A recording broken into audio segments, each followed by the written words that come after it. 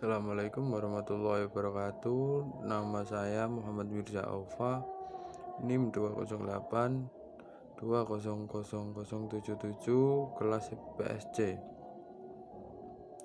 Jatuhnya Mesir ke tangan Barat pada tahun 1800 Masehi serta jatuhnya berbagai negara Islam lainnya menyadarkan dunia Islam dan pemimpinnya akan lemahnya kaum muslimin, sekaligus membuka mata mereka akan kemajuan peradaban yang dicapai oleh Barat dan kelemahan pertahanan yang dimiliki. Hal ini mendorong para pemuka dan pemimpin-pemimpin negara dunia Islam untuk meningkatkan kualitas ilmu dan kekuatan serta pertahanan umat Islam dapat meraih kembali kejayaannya. Kekalahan demi kekalahan yang dialami oleh umat Islam kemudian disertai dengan semakin majunya peradaban Barat, maka dalam dunia Islam timbul pikiran gerak untuk menyesuaikan paham-paham keagamaan Islam dengan perkembangan baru yang ditemukan ilmu pengetahuan dan teknologi modern. Karena hanya dengan cara demikian para pemimpin Islam modern menerapkan akan dapat melepaskan umat Islam dari kemunduran dan ketertinggalan untuk selanjutnya dibawa pada kemajuannya.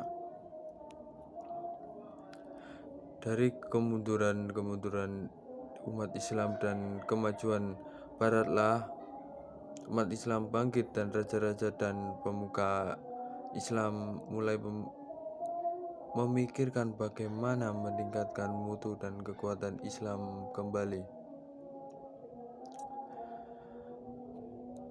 Pada periode inilah timbul ide-ide pembaruan dalam Islam.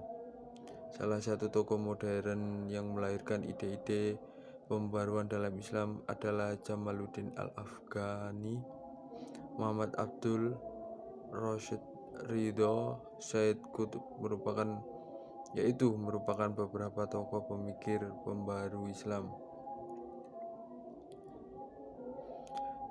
Kemudian ada yaitu bangkitnya peradaban Islam,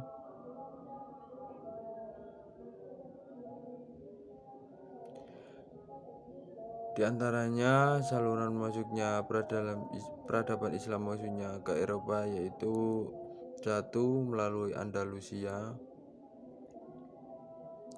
dua melalui Pulau Sisilia, tiga perang salib,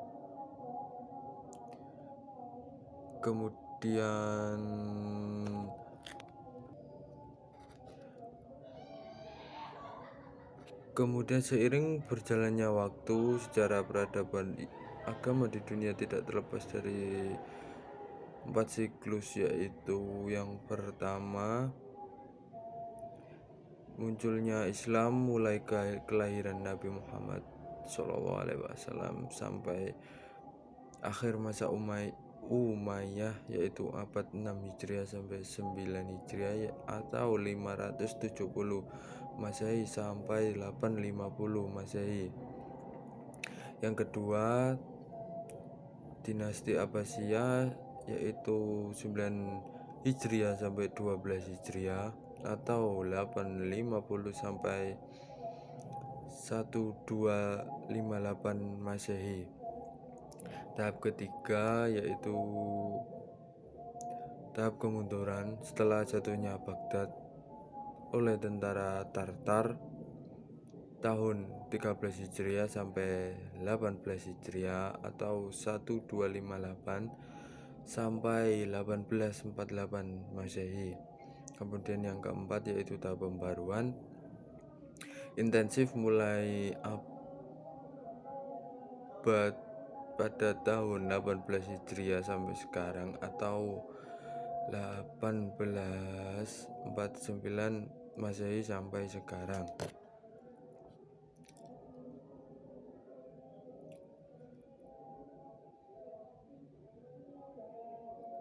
Kemudian ada faktor internal umat Islam, yaitu satu, kemunduran pemikiran Islam, pencampurnya unsur dari luar Islam ke dalam Islam.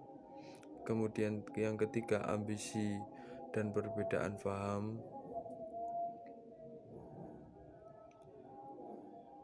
Untuk yang pertama yaitu kemunduran pemikiran Islam, yaitu terjadi setelah ditutupnya pintu ijtihad karena pertikaian yang terjadi antara umat Islam dalam masalah khilafiyah dengan pembatasan mazhab fikih dan imam yang 4 saja, yaitu diantaranya Maliki, Syafi'i, Hanafi, dan Hambali. Kemudian yang kedua, bercampur unsur dari luar Islam ke dalam Islam.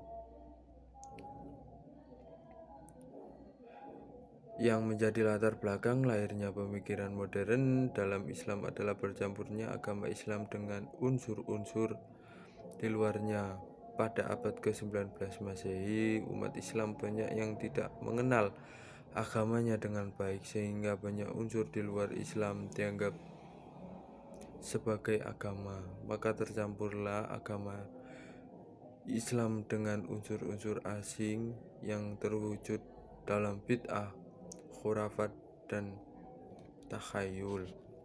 Kemudian yang ketiga, ambisi dan perbedaan paham.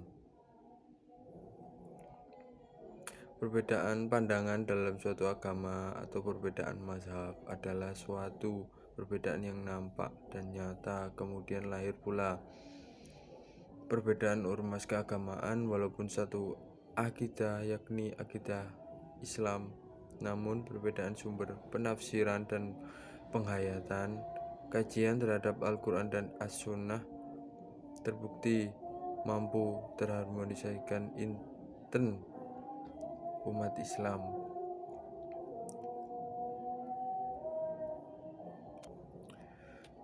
Diadap milenial ini menjadi Muslim progresif atau berkemajuan menjadi kebutuhan dalam merespon perkembangan peradaban dunia, dan jangan sampai Muslim tertinggal jauh dengan Eropa, tentunya dengan tetap mempertahankan kearifan lokal budaya Nusantara, sehingga Islam di Indonesia maupun di dunia bisa mengikuti perkembangan peradaban dunia dengan tidak kehilangan jati diri bangsa.